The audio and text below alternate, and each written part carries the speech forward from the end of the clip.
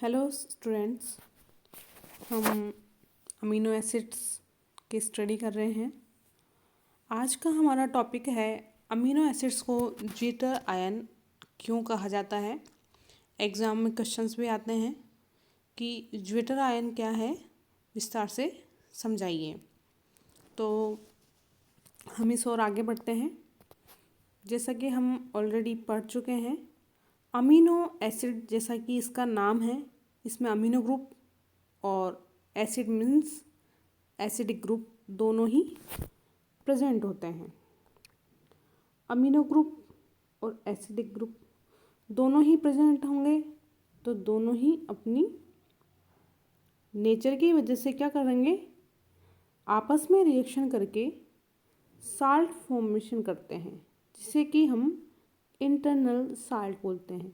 क्योंकि एक ही मॉलिक्यूल में रिएक्शन हुई है और रिएक्शन होने से वो साल्ट के फॉर्म में दिखाई देता है, तो इसको हम क्या बोलते हैं, इंटरनल साल्ट या आंतरिक लवण।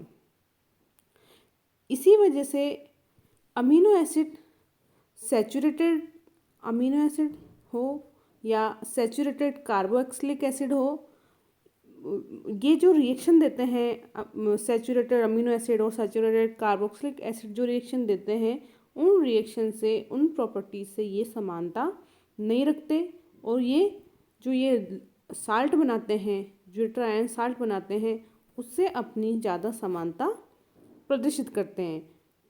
और इंटरेक्शन से क्या होगा, यहाँ पर दो पोल क्रिएट हो जाते हैं।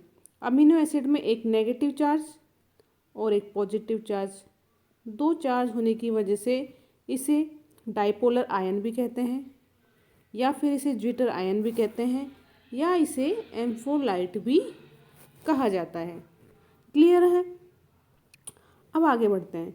ये तो कह दिया थ्योरेटिकली कि इन्हें ज्विटर आयन, डाइपोलर या एम्फोलाइट कहा जाता है, लेकिन कुछ प्रॉपर्टीज़ तो होनी चाहिए जो कि ये प्रूव करे कि ये बाइपोलर नेचर को शो करता है। तो सबसे पहली जो प्रॉपर्टी है वो ये कि ये एलिफेटिक एसिड या और कार्बोक्सिलिक कंपाउंड की तरह कम गलनांक और क्वथनांक नहीं रखता, जबकि वो वाष्पशील यौगिक होते हैं और ये अवाष्पशील क्रिस्टलीय ठोस नॉन वेपोराइजेबल क्रिस्टलाइन सॉलिड होता है और हाई टेम्परेचर पर ये डिकम्पोज होकर मेल्ट हो जाता है। ठीक है, पहली जो डिफरेंस है वो तो ये हो गया। सेकंड है कि इन अमीनो एसिड्स के सॉल्यूशन का डाइइलेक्ट्रिक कांस्टेंट हाई होता है। डाइइलेक्ट्रिक कांस्टेंट उन्हीं का हाई होता है जिनमें पोलर नेचर पाई जाती है। ठीक है, दूसरा, इनका डाइपोल मोमेंट भी हाई होता है। डाइपोल मोमेंट हाई होगा क्योंकि यहाँ पर प्लस और माइनस चार्ज दोनों ही प्रेजेंट हैं। नेक्स्ट हम बात करें उनकी एसिडिटी और बेसिसिटी की, तो एसिडिटी और बेसिसिटी का मान भी एसिड्स और बेस की तुलना में काफ़ी कम होता है। इसका एक एग्जाम्पल यहाँ पर दिया हुआ है कि एलिफेटिक एसिड्स, कार्बोक्सिलिक एसिड जो होते हैं, उनका के का मान 10⁻⁻5 के रेंज में होता है, जबकि अमीनो एसिड के लिए ये 10⁻⁻10 के रेंज में होता है। उसी प्रकार से एमीन्स की बात करें तो वो होता है 10⁻12 की रेंज में। ये को डिफरेंस है। नेक्स्ट डिफरेंस है, अमीनो एसिड वाटर में सॉल्युबल होते हैं, जबकि इनऑर्गेनिक सॉल्वेंट में नॉन सॉल्युबल होते हैं। स्पेक्ट्रोमेट्री की बात करें तो स्पेक्ट्रोमेट्रिक प्रॉपर्टीज़ के आधार पर भी हम ज्विटर आयन की नेचर को समझा सकते हैं। स्पेक्ट्रोमेट्रिक प्रॉपर्टीज़ में ये देखा गया है कि जो ज्विटर आयन है उसमें फ्री कार्बोक्सिलिक ग्रुप और फ्री अमीनो ग्रुप नहीं प्रेजेंट होते। तो इससे ये निष्कर्ष निकाला गया कि अमीनो एसिड में अमीनो और कार्बोक्सिलिक ग्रुप इसके स्थान पर रिएक्शन करके क्या कर लेते हैं, डबल चार्ज्ड आयन का फॉर्मेशन कर लेते हैं। तो इस स्ट्रक्चर से ये शो हो रहा है कि अमीनो एसिड का जो एसिडिक नेचर है वो NH3+ समूह के कारण होता है, न कि COO ग्रुप के कारण। ये एक इम्पॉर्टेंट चीज़ है कि अमीनो एसिड में कार्बोक्सिलिक जो ग्रुप है वो एसिडिटी शो नहीं करके NH3+ समूह एसिडिटी शो करता है। और उसी प्रकार से बेसिसिटी की प्रॉपर्टी NH2 समूह के स्थान पर COO- आयन शो करता है। ये एक बहुत ही इम्पॉर्टेंट चीज़ है जो कि आपको याद रखनी है। अब हम बात करते हैं इनके एसिडिक और बेसिक बिहेवियर की। जैसा कि अभी मैंने आपको बताया कि एसिडिटी शो की जाती है NH3+ समूह के द्वारा और बेसिसिटी शो की जाती है COO- समूह के द्वारा। तो जब हम इसमें वाटर में इनको सॉल्युबल करेंगे तो ये एसिडिक नेचर शो करके क्या करेगा, एक H+ आयन यहाँ से रिलीज कर देगा NH3+ समूह से। और बेसिसिटी जब शो करेगा तो एक H+ ये ग्रहण कर लेगा।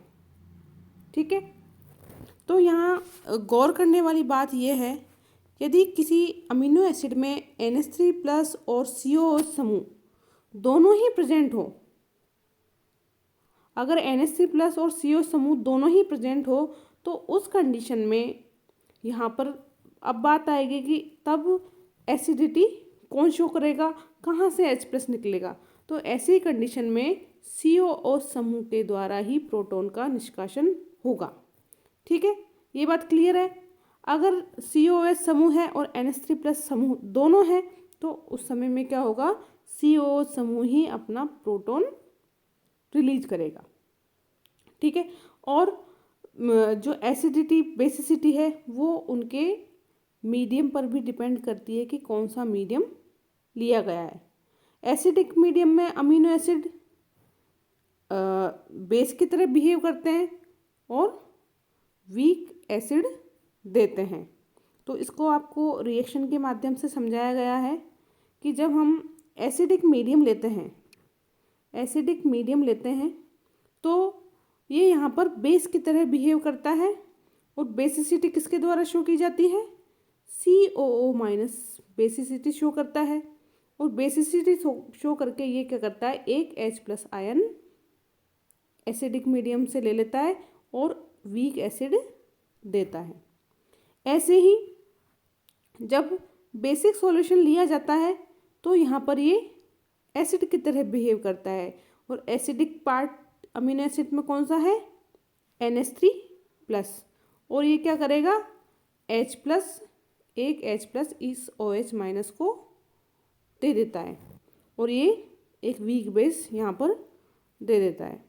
ठीक है, तो सार स्वरूप हम ये कह सकते हैं कि अमीनो एसिड का जो एक्वेटिक सॉल्यूशन होता है, एक्वस सॉल्यूशन होता है, उसमें ये 3 आयनों के इक्विलिब्रियम में पाया जाता है।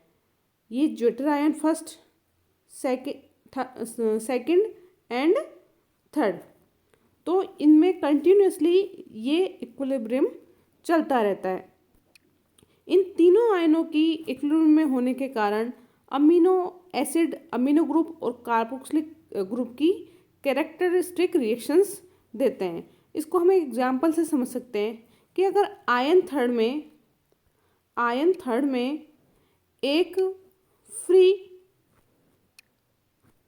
कार्बोक्सिलिक ग्रुप है तो इसका एस्टरिफिकेशन हो जाता है, क्योंकि आयन थर्ड रिएक्शन में पार्टिसिपेट लेता है और ये इक्विलिब्रियम को लेफ्ट साइड में शिफ्ट कर देता है और complete amino acid ion third में चेंज हो जाता है। ठीक है, इसी प्रकार से अमीनो एसिड का एसाइलेशन के समय क्या होता है, आयन सेकंड अभिक्रिया में पार्टिसिपेट लेगा। जैसे जैसे अभिक्रिया होगी जो इक्विलिब्रियम है वो राइट साइड में शिफ्ट होता जाएगा और ये एसाइलेशन जब तक चलता रहता है जब तक कि कंप्लीट अमीनो एसिड ख़त्म नहीं हो जाता। क्लियर है?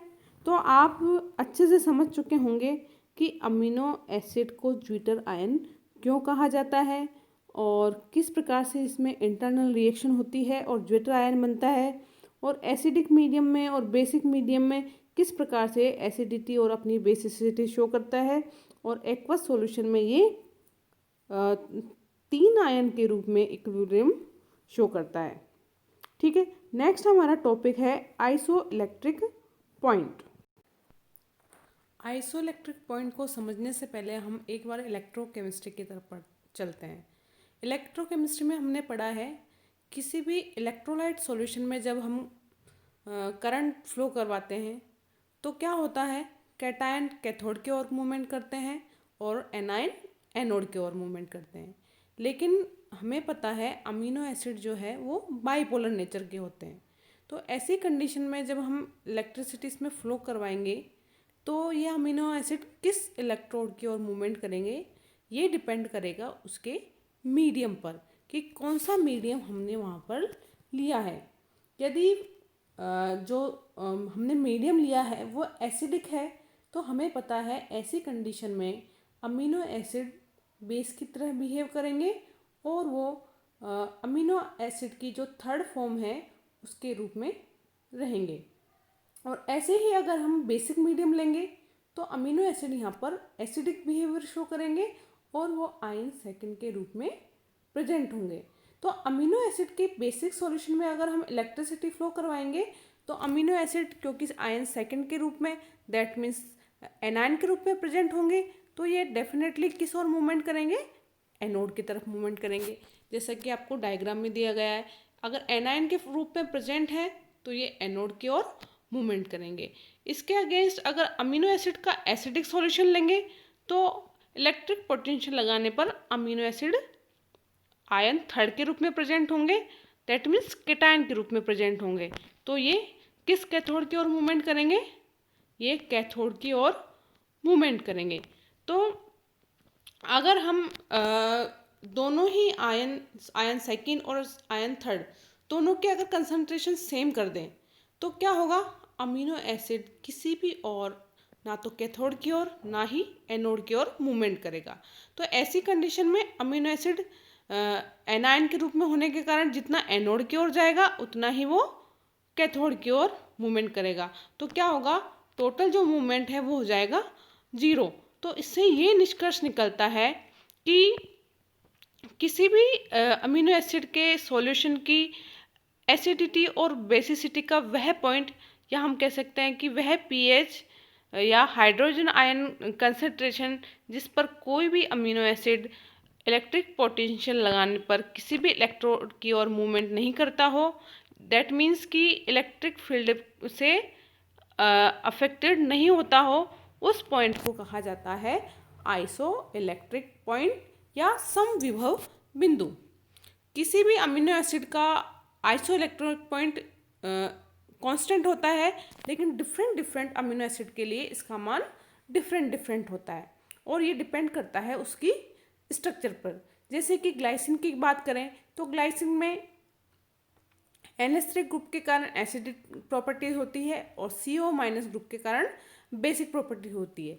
तो एक्वस सॉल्यूशन में ये फटाफट से वाटर को प्रोटॉन देकर एनायन में कन्वर्ट हो जाता है।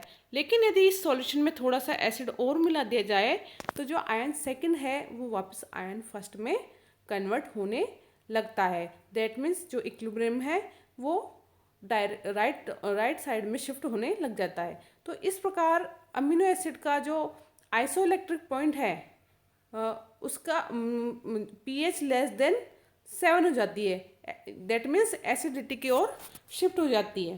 तो ग्लाइसिन का जो आइसोइलेक्ट्रिक पॉइंट है वो लगभग pH 6.1 पर आता है। इसके अपोजिट अगर बेसिक सॉल्यूशन लें जैसे कि लाइसिन, तो इसके एक्वस सॉल्यूशन में आयन थर्ड जो कि कैटायन होता है उसकी मात्रा ज़्यादा होती है, और अगर इसमें हम थोड़ा सा बेस और मिला दें तो ये आयन थर्ड वापस आयन फर्स्ट में चेंज होने लग जाता है और इक्विलिब्रियम शिफ्ट हो जाता है। तो इस प्रकार के अमीनो एसिड का जो आइसोइलेक्ट्रिक पॉइंट है वो ग्रेटर देन 7 होता है, कुछ बेसिसिटी की तरफ होता है। तो लाइसिन का जो आइसोइलेक्ट्रिक पॉइंट होता है वो pH लगभग 9.7 पर प्राप्त होता है। कुछ अमीनो एसिड्स हैं यहाँ पर जिनके की आइसोइलेक्ट्रिक पॉइंट दिए गए हैं। ग्लाइसिन का आइसोइलेक्ट्रिक पॉइंट होता है 6.1, एलेनिन का 6.0, सीरीन का 5.7, एस्पार्टिक एसिड का 2.8, ग्लूटामिक एसिड का 3.2 और ऐसे ही कुछ बेसिक जो अमीनो एसिड्स है उनका आइसोइलेक्ट्रिक पॉइंट भी यहाँ पर दिया हुआ है 11.2, 9.7, 7.5, 6.3, 5.0। तो ये हम समझ चुके हैं कि आइसोइलेक्ट्रिक पॉइंट किस चीज़ पर डिपेंड करता है। ठीक है, अब हम नेक्स्ट वीडियो में पेप्टाइड्स की स्टडी करेंगे।